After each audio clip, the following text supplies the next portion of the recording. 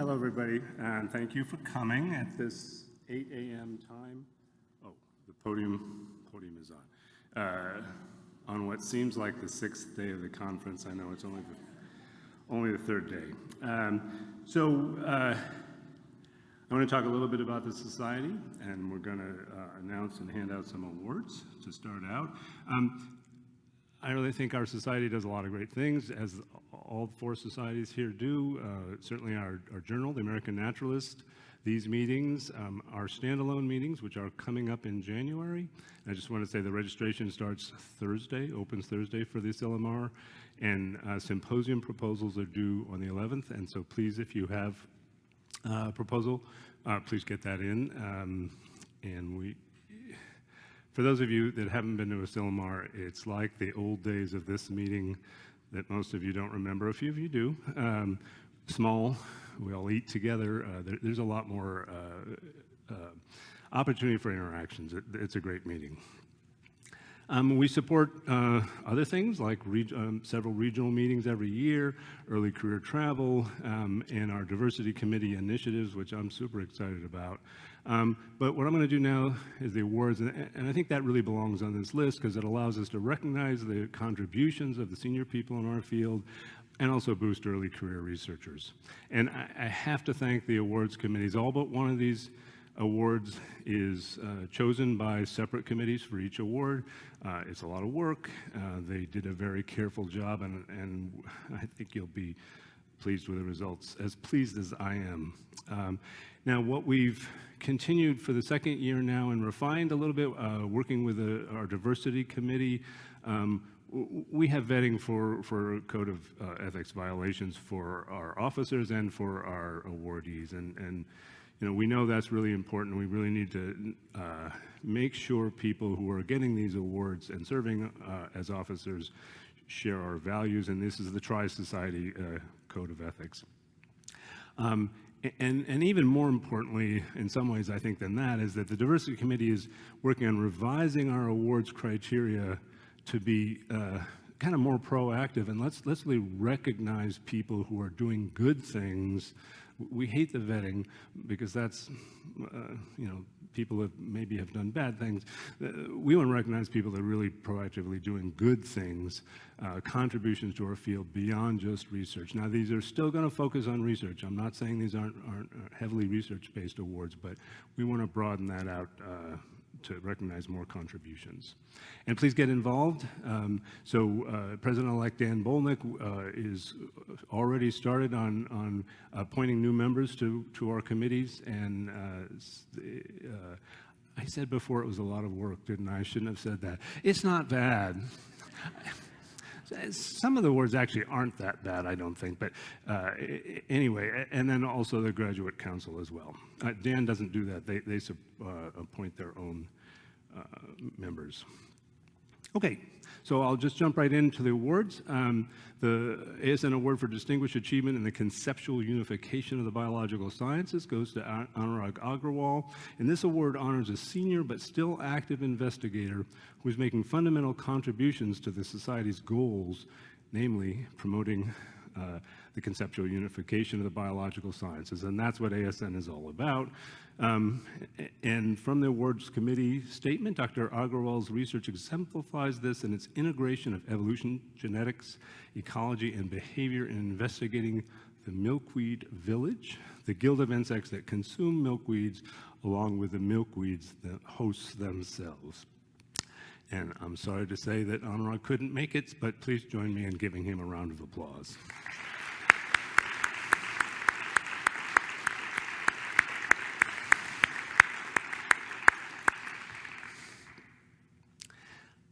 Next up, the ASN Distinguished Naturalist Award goes to Rachel Page.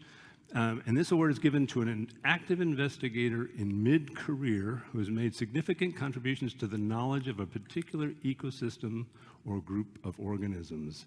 Individuals whose research and writing illuminate principles of evolutionary biology and enhanced aesthetic appreciation of natural history merit special consideration. And the committee chose Rachel Page for her work using emerging techniques to investigate how investigate how animals use sensory and cognitive tools to perceive the world around them, particularly her key contributions to bat sensory ecology. She's also an inspirational communicator, does stellar work in promoting diversity and equity, and is a respected mentor to young scientists. And again, Rachel couldn't be with us today, but please let's give her a round of applause.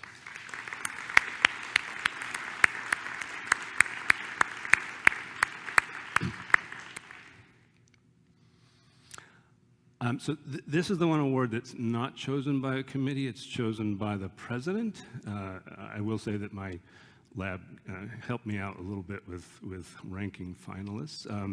And so the ASN Presidential Award for, I'll just say, the paper I liked best in AmNat last year goes to Hilary Metz, Alexandra Miller, Janet Yu, Julina Acorli, Frank Avila, Eva Buchner, probably, Philomena Kane, Samson Otu, Alangat Panlawat, Omar Triana Chavez, Katie F. Williams, and Carolyn McBride for their paper, Evolution of a Mosquito's Hatching Behavior to Match Its Human-Provided Habitat.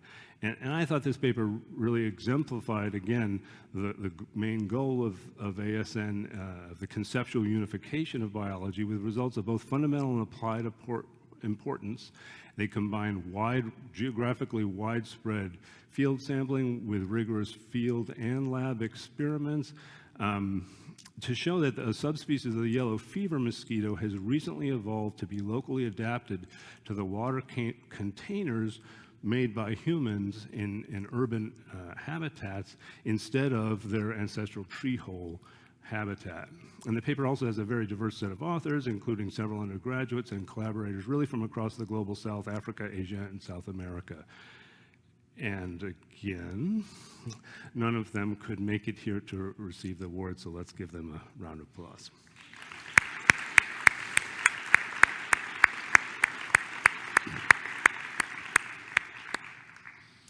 The other paper award is the American Naturalist Student Paper Award, and this is notable because it's chosen by the editors of AmNat, and of course they know these papers better than certainly I do. And that goes to Gregor Foster Sigmund, Dave Muller, Vince Eckert, and Monica Gaber, but mainly to Gregor Fausto as the student. Bed hedging is not sufficient to explain germination patterns of a winter annual plant, and the editors, among other things, said, this paper is a perfect example of integrating long-term data, experimental work, and theoretical modeling to change the way people think about a classic question and system. And I don't know if I should be taking this personally or not, but Gregor Fausto also couldn't join us today. So once again, let's give him a round of applause.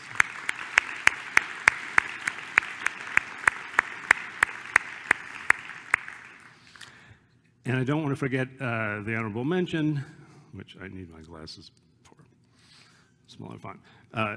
Oh no, it's down there. Noah Simon Baruch, Haupt, and Reese Casson on the de novo emergence of ecological interactions during evolutionary diversification, a conceptual framework and experimental test. So another round of applause, please.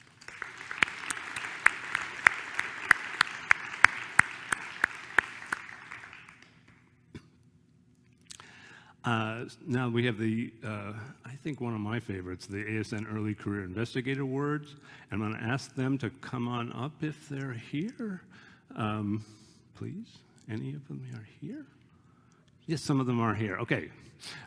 Stephanie Aguilon, Kyle David, Valentina Gomez-Bahamon, Chloe Schmidt, and Sheila Turbeck.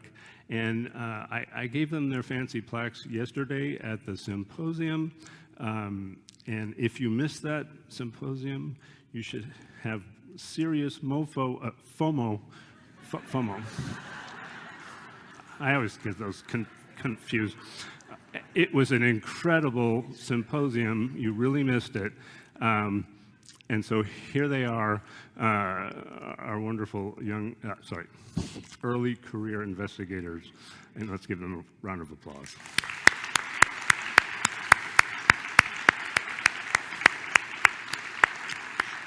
Should I shake off? Great, thank you.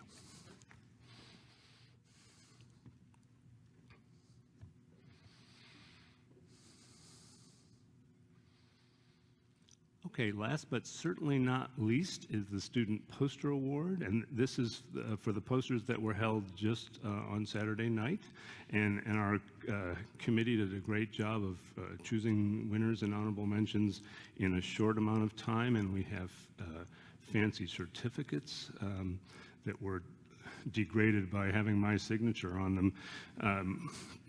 That's fine. So the winner was Phoebe Cunningham. Phoebe, if you're here, please come on up. From Queen Mary. Yeah, yes.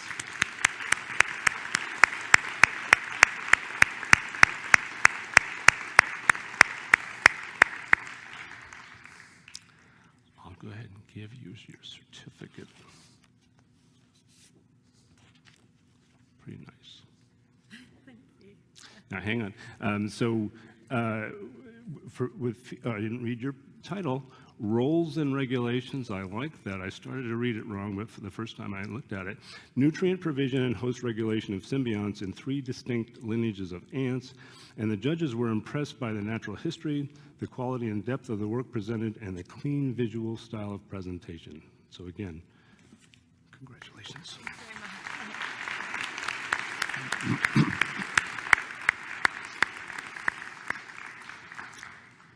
And we have 2 honorable mentions.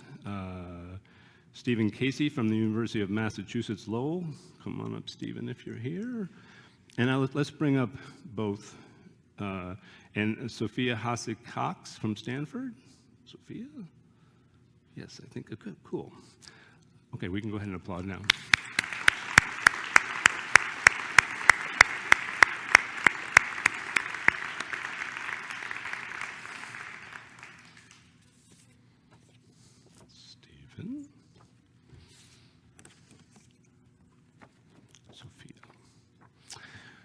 So Stephen's poster, dragline silk gene expansion in triangle weaver spiders accompanies exceptionally proline-rich fibers in spring-loaded webs, which sounds pretty cool.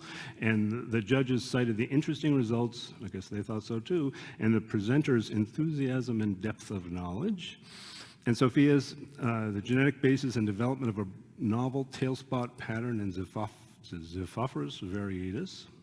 And the judges were impressed with the results and the strong potential of the work, especially as an example of undergraduate research. And in the early career symposium, we saw a picture, I think, of Sophia, and I heard she's looking for graduate school, maybe. And so, okay. Thank you.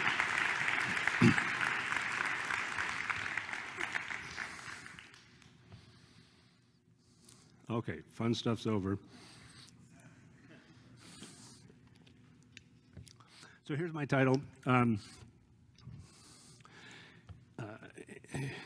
Patterns of phenotypic variation. I really want to focus on phenotype as I have for my whole career, and heritability and correlations are less important than we think. I realize that's probably not the best title. The best title is probably this, that they're less important than I spent my entire career thinking that they were.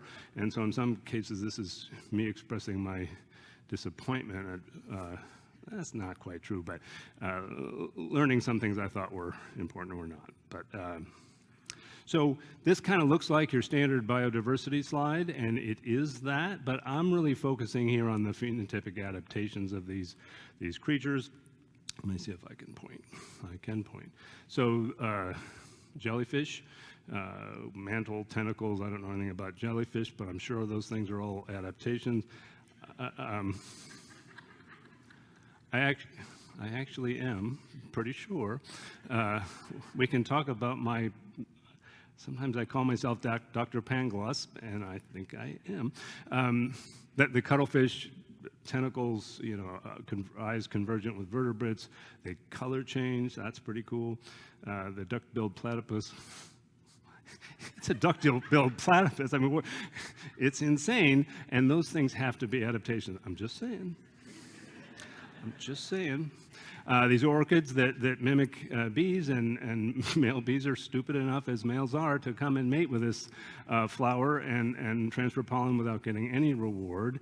And then these are the fungus beetles that I worked on for my thesis, and Butch Brody and Vince Formica and others have expanded that work a lot. And many adaptations here, I first was interested in the horns and the males, but the females have this incredible trapdoor at the end of their abdomen. It's the seventh abdominal tergite, and females have complete control over mating here. So this male is, yes, trying, and in most cases, the female just leaves that trapdoor closed, and he's out of luck.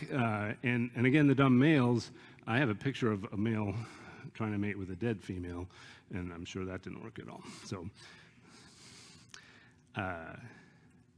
So I think adaptations also exemplify the conceptual unification of biology that we focus on at the American Society of Naturalists.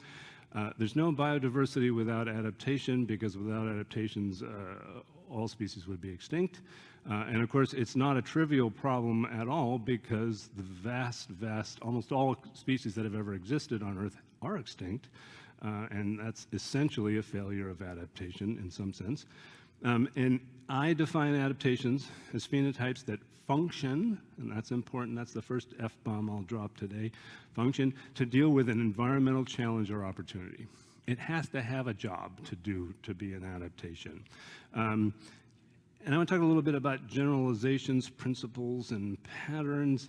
So 2 years ago at this address, Judy Bronstein said that humans like typologies, but this impedes understanding. And Ernst Mayr, some years before that, had warned against what he called typological thinking. Last year in this address, Maria Savidio, one of her main points was that generalizations are generally wrong, but some are useful. And so on Saturday, and I didn't talk to David about this, and I don't know if he's here or not, but my take on David's talk was that species can't really be defined, and then I put in, I don't think he said this, I would say due to continuous variation, and that's one of my main themes today, is that it's hard to categorize biological variation. And so what I'll say is I agree with Judy, and I'll also show that some evidence that suggests that some widely held generalizations are wrong or at least misleading. So agreeing with Maria, pretty much I have just different examples in some cases. But my title says patterns, and I'll also talk about things I'm sort of calling principles. Well, they aren't different from generalizations, so am I saying mine are right and other people's are wrong? I'm not sure. Maybe I'm old enough to be okay with that, but we can have a discussion afterwards. So here's my main points. All traits are affected, but not determined by genes and the environment, and so at least at the most basic level, this whole nature-nurture idea is meaningless, and I can use stronger words if you want. And then a subset of that is heritability isn't as important as we think it is. It is important, but we put a lot of other meaning on heritability, and that's bled out into the general public, and I think that's not a good idea. And I alluded to this earlier, phenotypic variation is difficult or impossible to categorize, and there's two main reasons that I see: that there's overlapping continuous variation in most traits among whatever categories we might choose to put organisms in, so defining a group or category doesn't predict a trait well for any members of those categories. And also, this might be surprising to some of this stuff is not surprising. Some of these things people are saying, duh, why is he bothering to say this in a presidential address? Others might make people unhappy, but again, we can talk. The average correlation among traits is not very high, so knowing one trait in an organism doesn't predict other traits in that individual very well at all.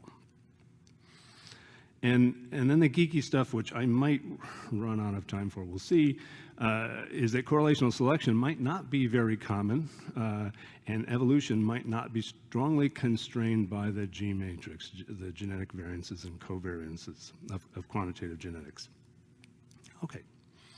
So my first point, I don't really have data on this. It's an argument. But here's my argument. All traits arise directly or indirectly from instructions in genes and information and materials from the environment. You can't make a trait without those two things.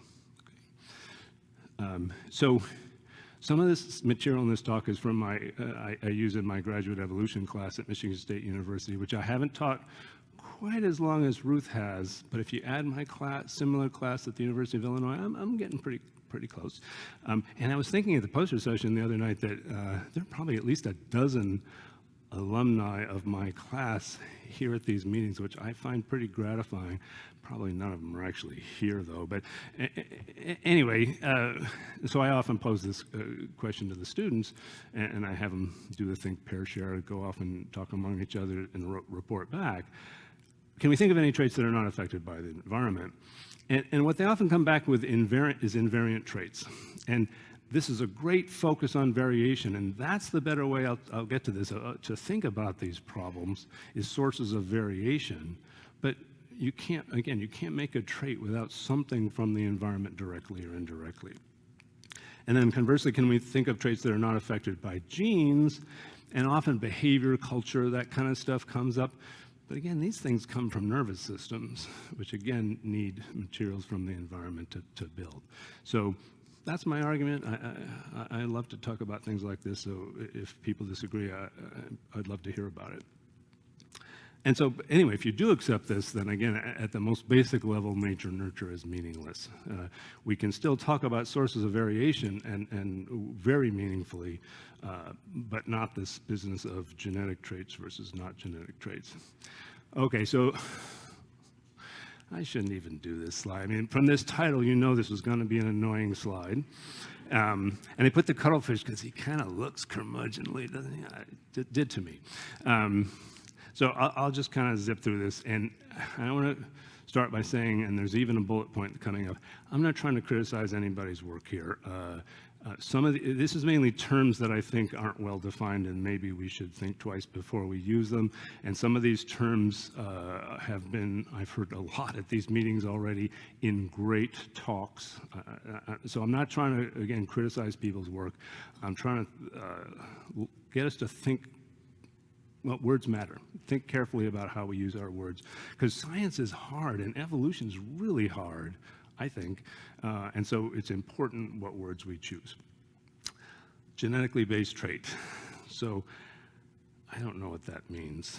And pretty often when students in my class or in my lab say something, I'll say this. I don't know what this means, and I'm pretty sure this is one of my most endearing traits. But I think it's important because I don't. Now, if someone has a definition of this, great, define it the first time you use it, and then I'm super happy with it. But I don't usually hear people try to define it. I think it's just this shorthand we've fallen into that is pretty vague. Hardwired trait, I hear that less. Don't know what it means. I don't think we have wires. Biological basis for a trait or a biologically based trait. Sometimes I think it's a shorthand for genetically based. All organismal traits are biologically based, and so again, I don't think that's a useful thing to say. And this is what I said before. We hinder our understanding if we're using terms that we can't clearly define, or that we don't clearly define. As long as we clearly define them, we should be good. And I said this before. I'm not trying to be a jerk here, but you can take it that way if you prefer. And so, again, I alluded to this, the better path forward, and I'll come back to this, is focus on phenotypic and genetic variation within populations and mean genetic differences among populations. And you can scale this up to among species as well, as David was talking about. That's beyond my pay grade. I stay within my single species lane and usually single population lane. So I want to step back a little bit and talk about phenotypic evolution. And in my class, I refer to this equation as the Rosetta Stone of quantitative genetics. I think it's kind of the Rosetta Stone of adaptation. Not that it explains all of adaptation, but it gives an incredibly useful framework for understanding this. And this is the multivariate version of maybe the more familiar Breeder's equation, R equals H squared S. In both cases, the kind of Dependent variable is change in mean across one generation for a trait. So this is delta z bar. This is a matrix equation, so this is a column of numbers, and the number of numbers in the column is how many traits you're considering at once. And this is important, and this is why it's so much more useful than the breeder's equation for evolutionary biologists, is breeders can be selecting on one trait at a time. In nature, selection doesn't just happen on one trait at a time, so we need to consider a set of traits. And so the rate of evolution, change in phenotypic mean, that is the rate of phenotypic evolution, is a product of the G matrix, the additive genetic variances and covariances for those traits, and the betas, the selection gradients. So this is G is a matrix, a square matrix with a number of rows and columns equal to the number of traits you're considering, and beta is another column vector, just a list of strength of selection. And importantly, beta is corrected for indirect selection due to phenotypic correlations among traits, at least the ones that you have included in the model. And that's really important because that indirect selection within a generation caused by phenotypic correlations is, I think, just flat and misleading. And it's very important to have as many traits in the model that you think might be under selection and correlated so you can get rid of that source of confusion. Okay, I said that. Again, I'm not trying to make people mad here. I've spent a lot of time with the G matrix over my career. I think, and it's fundamentally important. This equation, fundamentally important, but I think we might have paid maybe a little too much attention on G and not as much attention on selection as I would like. And partly, I think we've done a pretty crappy job of estimating beta. There are a number of reasons, but mainly incomplete fitness measures. We're really bad at measuring total lifetime offspring production. And we're even worse at estimating the gamma term, which isn't even in this equation at all, and I don't, but anyway, that's stabilizing, disruptive, and correlational selection. And some of this is just a power issue. You have to add all these terms to your model, you need a bigger sample size, and a lot of people just don't have that sample size. So it's an issue. So I first want to talk about G, and the diagonal, as I said, is the additive genetic variance, and now we want to talk about the heritability, which is a standardized V sub A. The problem with variances is they depend on the scale of measurement, the units of measurement, and so you can't compare them to each other for different traits or different species or populations without standardizing them. And so here it's standardized by the variance, the total phenotypic variance. And so it varies between 0 and 1. And so heritability isn't as important as we think it is. I need to hide that somewhere else. So again, genetic variation for phenotypic traits within populations is necessary for trait evolution, including adaptation, so it's foundational. I'm not saying it's not important.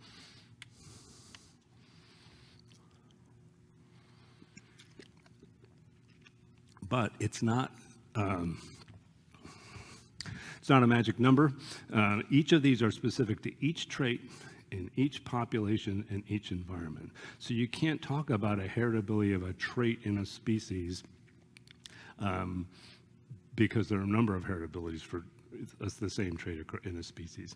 And V sub A is affected by the environment and by allele frequencies. And so here, this is a theoretical equation for V sub A, and don't ask me to explain where it came from, but the allele frequencies are in there, right? So if you have different populations with differentiated populations with different allele frequencies, V sub A will be different.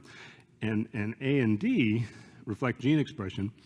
The A is the additive effect, so how much does replacing one allele change with another change the trait expression, and D is similarly reflects the effect of dominance on trait expression. Another important thing to say here is that heritability, the G matrix, it's all trait specific. It all starts at the trait, and again, so other traits have different V sub A and different heritabilities. So what these tell us is how fast can this trait evolve in this population and this environment, okay? That's important. It's important to know that, but that's it. And as I'll talk about, we put a lot of other weight on heritability that I think is inappropriate. and first I'll digress a little bit. Heritability itself, because it's a ratio, because it's variance standardized, can be pretty misleading. So I just said that. So V sub E, and the main reason it's misleading is V sub E is in the denominator. So here I've broken down the total phenotypic variance into, here's the additive variance again, the variance due to dominance and epistatic effects, and some people will tell you, I think the evidence still suggests that these tend to be small in natural populations, but not always, and this can be true that even if there's lots of dominance and epistasis, there isn't, in gene action, there isn't necessarily a lot of variance in the phenotype caused by those. So the big thing I think here generally misleading us is that V sub E, the environmental variance. And so this is microenvironmental variance within the habitat of one population that's causing differences in trait expression among individuals.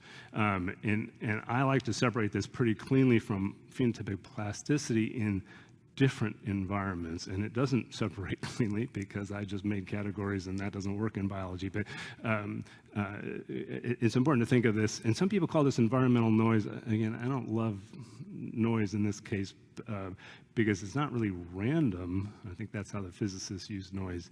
It's how the environment is affecting trait expression in these different individuals. So I want to talk a little bit about this paper by Leslie Crook. We saw her on the screen yesterday because she was one of Anne Charmentier's advisors, and sorry if Anne's here for the pronunciation of her last name. And they asked this question of, do traits more closely related to fitness have more or less additive variance? And so there's two hypotheses. Oh, in red deer. I hope that's a red deer. I took it from the internet. It's a little reddish, but it's impressive anyway.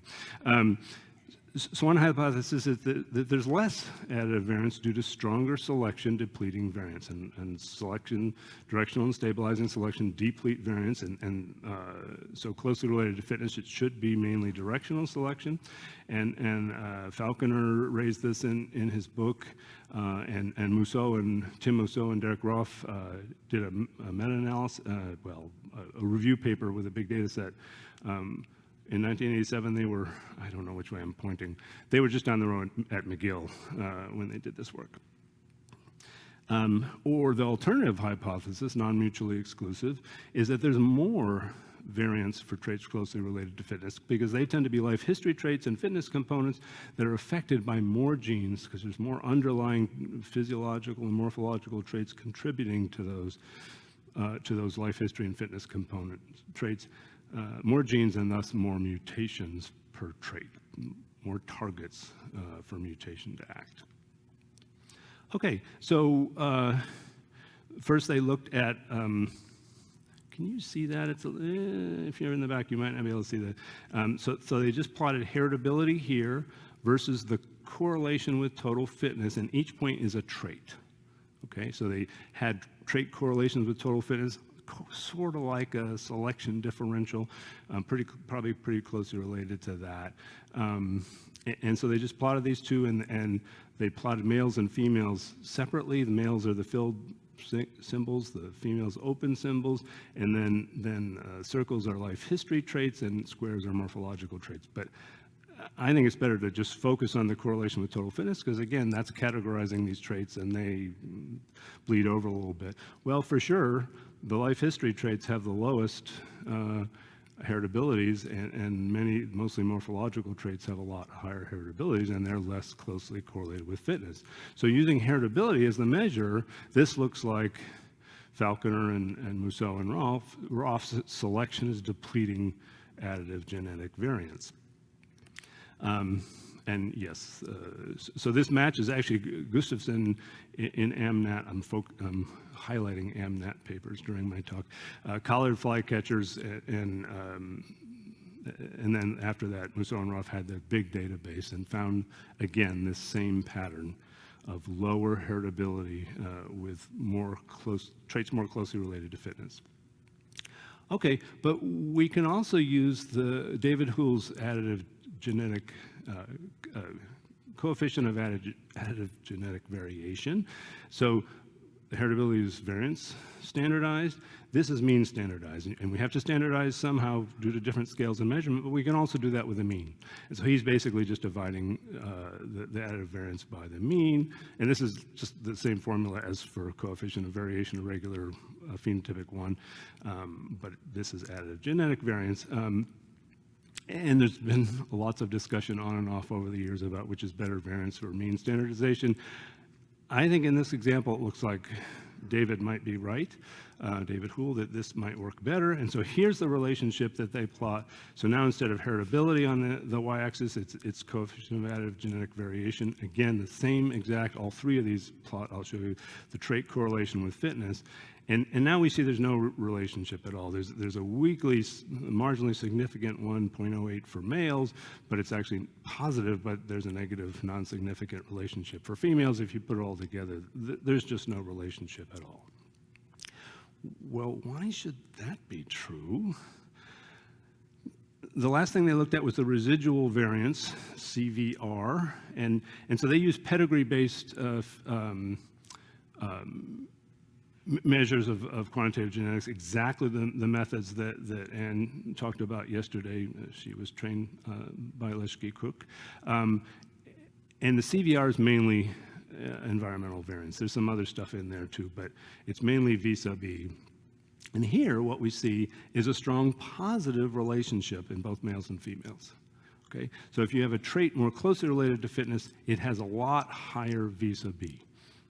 Okay, and this was predicted theoretically by Price and Schluter in 1991, exactly this, that life history traits more closely related to fitness should have more environmental variance than morphology. And so here's what I think is going on here. So I made a little toy path diagram just with the correlations among all these traits.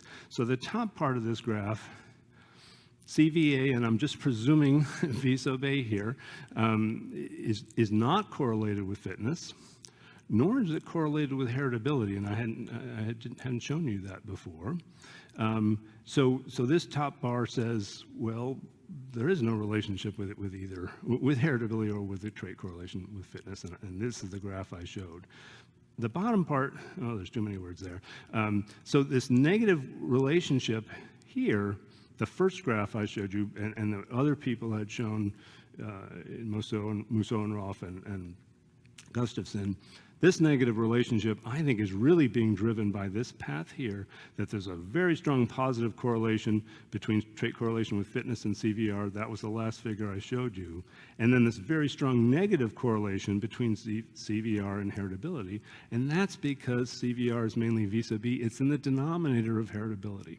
And so that relationship with heritability and between heritability and fitness is being driven by the denominator of heritability, not the numerator V sub A, which is what we're really interested in here.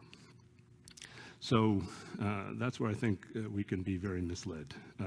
So to me, this is the relationship that probably is right. And maybe both hypotheses are correct and they cancel out, and we've literally got mutation selection balance here. There's stronger selection if you're more closely related to fitness, but there's more mutational input because of more gene loci. Okay, this slide comes almost entirely from my class. Sorry if I'm teaching a graduate class here. But I think these things are important. Okay, so again, I have the question answer thing, and you can think about it a little bit, that I use with my class. If a trait's not heritable, that means V sub A, the numerator, is 0. Does that mean it's not a real trait or somehow not adaptive? And I hear people say things like this. No, because in fact, past selection could have eliminated variation. Okay, exactly what Mousseau and Rolfe and Gustafson argued. Now again, I think that may have been driven by the denominator, but it's still certainly true that strong directional selection or stabilizing selection will eliminate variance. And so just because a trait isn't have additive variance it could mean it is adaptive. I wouldn't go there either, actually. If heritability is 0, does that mean it's not affected by genes? No, it just means that there's no additive variation in this population and this environment. And here's another key. It's not this, heritability is not the same thing as inheritance. And I've seen this in places that should know better, that conflating those two things. It just means there's no variation, no additive variation for the trait. And again, that's environment specific, population specific. What about heritability of 1? Does that mean the trait's not affected by the environment? And my students get this too, that it says misconceptions up there. So the answer is always no. But what's interesting is, I mean, what heritability of 1 is that microenvironmental variance within this environment at this time doesn't contribute to phenotypic variance. So V sub E is 0. But again, the environment had input to these traits. These traits couldn't have been made without the environment. Okay. So again, I'll reiterate that V sub A inheritability to determine how fast evolution will be in response to a given strength of selection. Super important, foundational, but that's it. And maybe some of you are saying, well, what about resemblance among relatives? And that's true. I'm saying on average, and we'll see what I mean in a minute. Indeed, this is how we do quantitative genetics, right?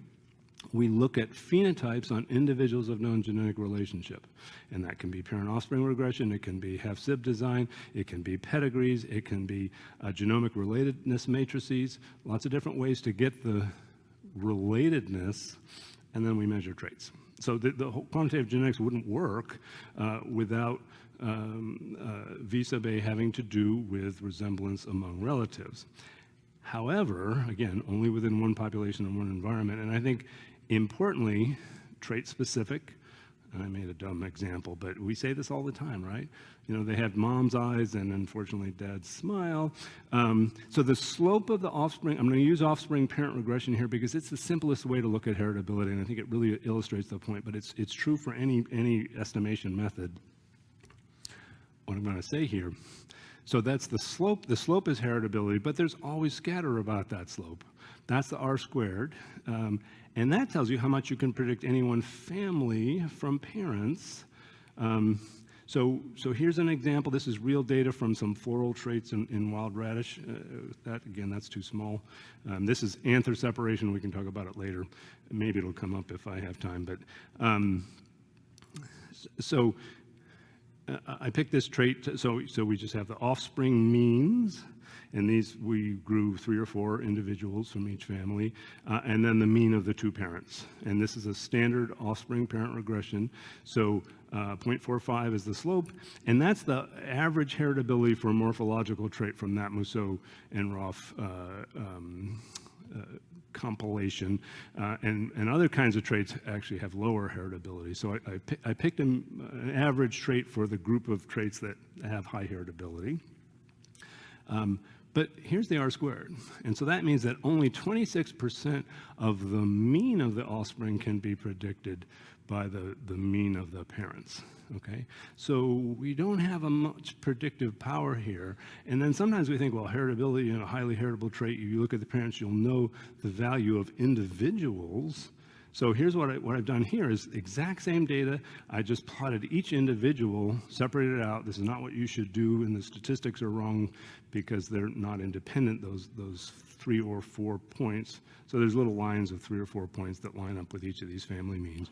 The slope is the same. It looks like it's not because there's one individual with a crazy big outlier value. But the R squared goes down to 11%. And so that's what we can know for an average trait in a kind of trait that has high heritability, the highest heritability among different types of traits. We basically can't predict the value of any trait for a trait knowing both parents' value for that trait. Okay? And I think we can with heritability. And even if the heritability was 1, that's not genetic determinism because there's still going to be scatter around around that line. So there's still going to be a lower ability to predict individual trait values from that heritability. What it does mean is if there's selection on that trait, the trait can change quite quickly. And so I conclude from this that genes in the environment affect all traits, but neither determine them in any meaningful way. And I think that's an important message that often gets lost. Okay, so back to my, wow, I am going slowly. We'll skip all the dweeby stuff at the end. All right, back to our my outline, and I just told you that, and I also added heritability is important, and it also can be misleading because of vis-a-vis in the denominator. Okay, phenotypic variation, difficult or impossible to categorize because of overlapping continuous variation. So my argument is that you can have traits that differ significantly in means between two categories that you put, but there still can be substantial overlap. So this is tribolium flower beetles, and I know Mike Wade's in the audience, so I shouldn't say this, but these are my data. I worked on them too. And tribolium is a species that kind of makes beetles seem boring, which is a hard thing to do because beetles are awesome. But Mike and others have done a lot of great work on this species, so I shouldn't have said that. But they're real biological organisms, and we can learn things. They're just kind of boring, I think. So here we see that females are larger than males in tribolium, but that the male distribution is entirely contained within the female distribution. So knowing whether a beetle is male or female doesn't really tell you anything about their dry weight. Now, if I have time, I don't think I will, I'll briefly show you a picture of my graduate student, Jimmy Bingman, and I'll definitely point you to his talk tomorrow because I'm not going to have time to talk about it. He's been expanding this database that my lab created a long time ago, well, 10 years ago or so, but and one of the sources of data he's using is the U.S. National Institutes of Health All of Us project, and this is similar to the UK Biobank, and there's another one in Iceland, the name I don't know, where individuals are being followed over time, lots of measurements being taken, and genome sequencing being done, and it's a pretty big one. I don't know why there's a lot more females than males, but I'm okay with that, given the history of research and gender balance. And so I just want to show you a few things that we picked out from there. So, and what we have for categorization in this database is sex at birth. So I'm going to say male and female, and I'm referring to sex at birth. Height, well, oh sure, males are on average taller than females, and there are the ends of the distribution, there are males that are taller than any females and females that are shorter than any males. But there's a ton of overlap in here. And again, we know this. We know there are women that are taller than men, but I think we don't think enough about this overlap. And the same thing is true with weight. And this is like the tribolium, where the male distribution is pretty much entirely contained in the female distribution. Now, this isn't dry weight as we did in the beetles, you know, fortunately. Happy to report that. Then there's sex hormones. So this is estradiol. And the amazing thing to me is, again, the male distribution is entirely contained with the female distribution, and the means aren't that different because it's hard to see, but there's a long tail of males. Now, it seems like there are way fewer males, obviously, measured for estradiol. There could be biases. It could be that males were measured because they had some condition that suggested estradiol should be measured. I'm not sure, but it's just not a very big difference, surprisingly different. And so then let's talk about testosterone, which is one of my least favorite hormones. But so here, yes, there's a giant difference. But again, look at the incredible variation among males, and there's really quite a lot of overlap. Here it's switched, where the entire female distribution is contained within the male distribution. So I'm going to say two things. I'll say about this. So if you say, I don't know, let's say you wanted to make a testosterone level cutoff above which people wouldn't be allowed to compete in women's or girls' sports. There's not really any defensible way to do that based on the data. And it's not defensible for other reasons as well. And the other thing I should just point out quickly, these three are highly plastic within individuals, right? We know that obviously our body weights, my body weight fluctuates, estradiol fluctuates in females on a monthly cycle, and testosterone responds to all kinds of things in the environment. So something to say about that, but again, overlap in distributions, if you know the category, male or female in this case, sex at birth, it's hard to predict any individual values. Okay, and again, so here's what I just said. Means can differ significantly, but there still can be lots of overlap, so that doesn't give you predictive power. All right, how to handle. I want to try to finish pretty soon here, because you guys have been sitting here. I'll introduce this, and then I'll skip over and let Jimmy tell you about it tomorrow afternoon. So we're expanding this correlation database that my lab made a while ago, and again, so the off-diagonal in G are the additive genetic covariances, and correlations are standardized covariances, also problematic. I gave a talk years ago about how I'd been misled by genetic correlations, and so I won't review that part. And I use the word lame sauce in the title that some people like to remember. But now I want to look at phenotypic correlations, and that's what this database, and this concept of integration. And so Jimmy picked up, there's Jimmy, where we left off in 2014. He's expanding the database.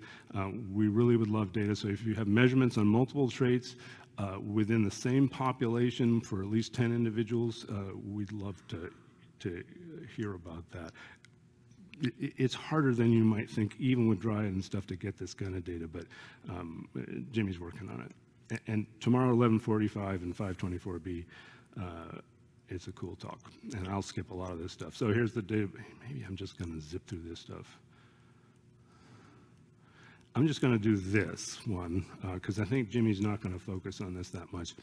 So this is one, and it's also in my outline. So the median correlation is similar to the mean correlation, about 0.5, across the tree of life, okay? So we have plants, vertebrates and invertebrates here, and we split up the vertebrates because we vertebrates are too obsessed with vertebrates and we measure them too much. So what this means, the R-square of 0.25, it means that on average, 75% of the variance in any two traits is independent. So if you know the value of one trait in an individual, you know really not much about the trait in other individuals, I should say. Each point is a species, and these are mean correlations among all the traits in that species, each point. And for the plants, mammals, and birds with the smaller correlations, the R-square is less than 10%. So 90% or more of the variation is independent. Again, you can't predict other traits if you know the value of one trait.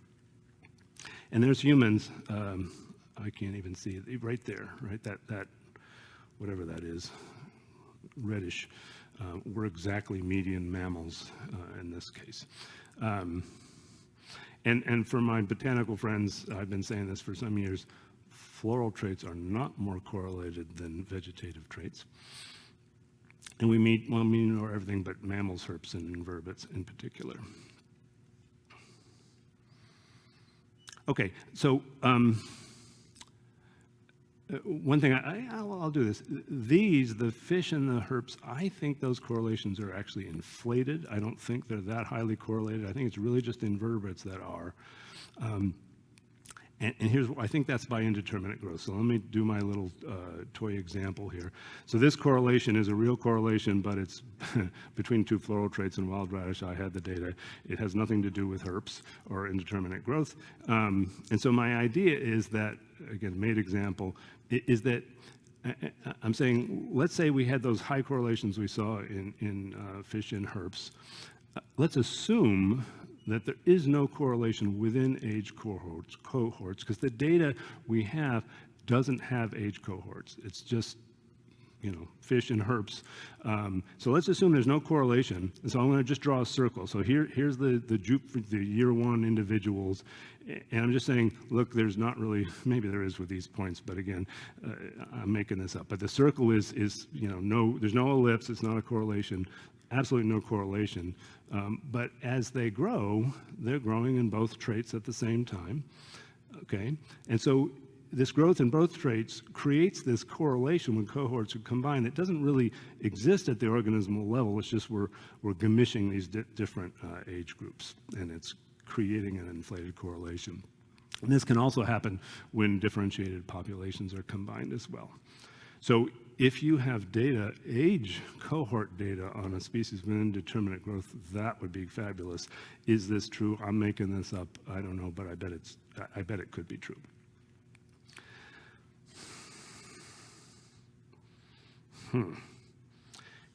I think I'm going to wrap this up. Do I have any way of zooming through slides here? Maybe not. I'm just going to look at it. Keep up. You're learning things subliminally. Jimmy, I love this new idea. He's using variances, and these variances in proportions of traits as really a better measure of integration, and I'm super excited about it. So tomorrow, 11:45, 524B, I think that's right. So there it is, and here don't get motion sickness.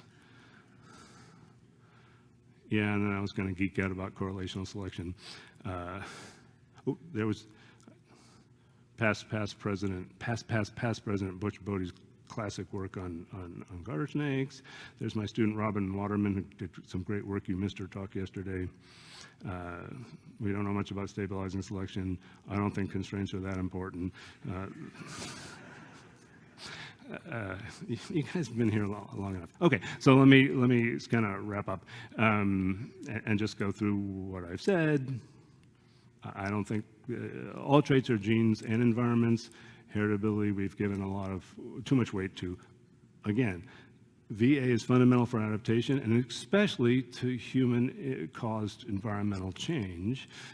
Things like global change, global warming, small population conservation, and talked about urbanization. Although, surprisingly, right, she said that selection isn't that necessarily super strong in urban environments. And so there, the heritability is not that important. What we've all assumed, and she's mentioned this, that this is a brand new environment, there should be strong selection, and so then V sub A is super important, right? How fast can they evolve in response to this strong selection because they've been moved off their optimum?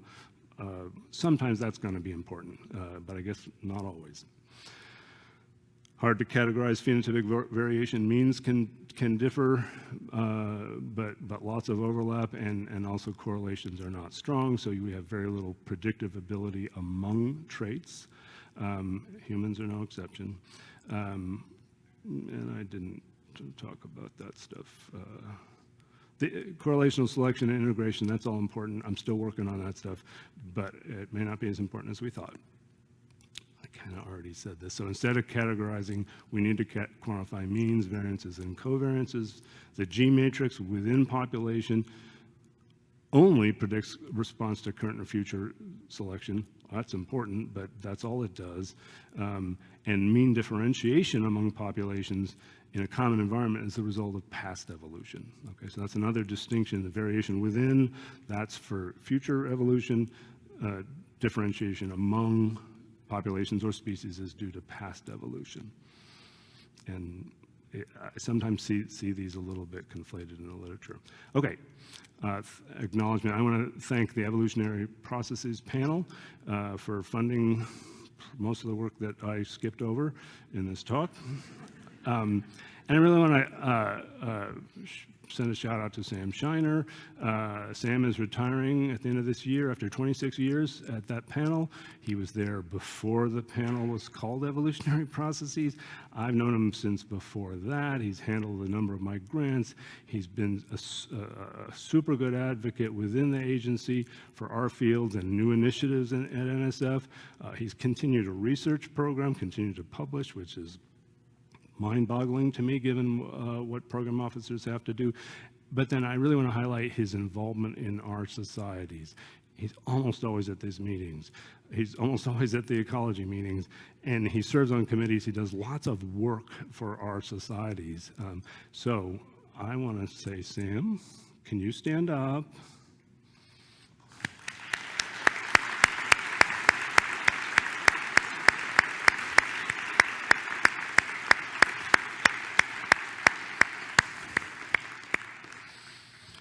And there are a lot of good program officers that can try to take up the slack. And here's some collaborators that I just wanted to quickly point out. And then I just want, here's my lab, and I just want to reiterate, David on Saturday talked about, as a white male, the privileges he's had and the responsibility to create, to train a more diverse set of people than than he was or his mentors. And I have felt the same thing. And it's been difficult for me, I have to say. So for many years, I tried to diversify my lab. And then finally, Jimmy, who may be my last student 2 years ago, I finally recruited a male PhD student. So I was pretty... If you work on plant evolution, it's super easy to get women in your lab. No, but I also would try to diversify other ways, and it didn't work.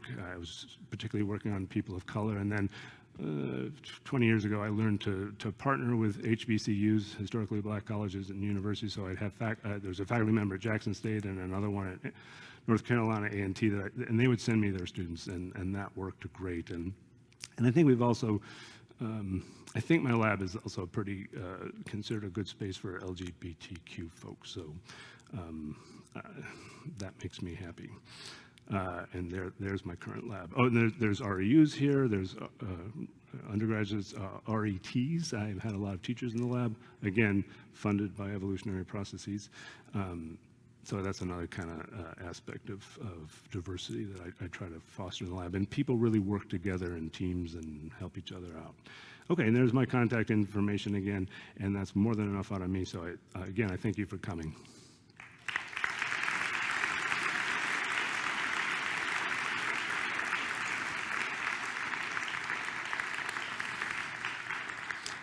And I'd be happy to answer questions. The mics. Oh, God. Question. I'm doomed. I've known Linda forever. Yes. So like you, I've been interested in phenotypic variation my whole life. I've been interested in correlations for at least half of it. If you go into a single population, which is important because that's where evolution happens, right? Within a population. And you look at trait correlations, you think, well, they tell you something. I think they tell you something. And then you do artificial selection, and you see that you get correlated responses to selection on a single trait.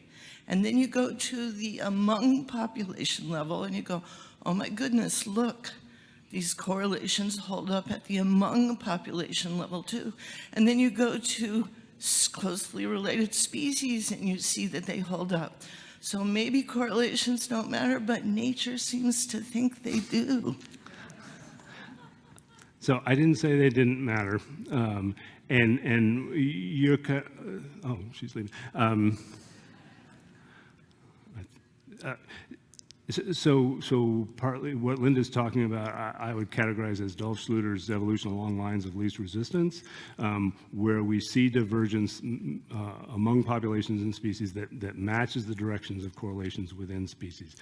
And that's right, and there's some recent examples. There was a science paper just a couple months ago suggesting this is true. I don't think that proves that the correlations are guiding. It may be, and again, I still think correlations matter, and I didn't talk about the ways I think they're, I didn't really talk about the ways I think were less important, other than they don't help us predict traits in individuals. But if you look at the examples of lines of least resistance, well, I haven't done this in a while, but I did this a few years ago. One of them from my lab. You definitely see that. You see that most species are along that line, but some species break free. And Linda, of course, did an experiment where, and I did experiments, and other people have done experiments, they went by fast, where you can select a perpendicular to the major axis of the correlation and get rapid evolution. And so another interpretation is that line of least resistance is actually some adaptive axis, and when selection wants to take a species out of that axis, it can do it. So there's Dr. Pangloss again. I think it's probably both. I mean, I think the evidence is accumulating enough that Linda is right, that there is some bias in evolution, especially on shorter time scales, but we've got some examples on longer time scales. And again, I didn't say correlations weren't important. I'm just saying we assign too much importance in other ways than that, and I didn't really talk about that part. Go ahead. Thanks.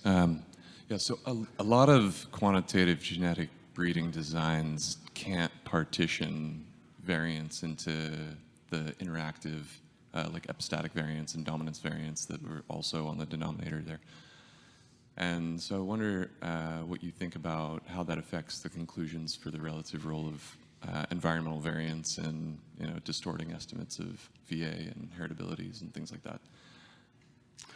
So it'll distort the heritability, not necessarily the V sub A, because those designs can cleanly separate VA, but you're right, the dominance. Because I think that variance ends up in VE when you don't model it.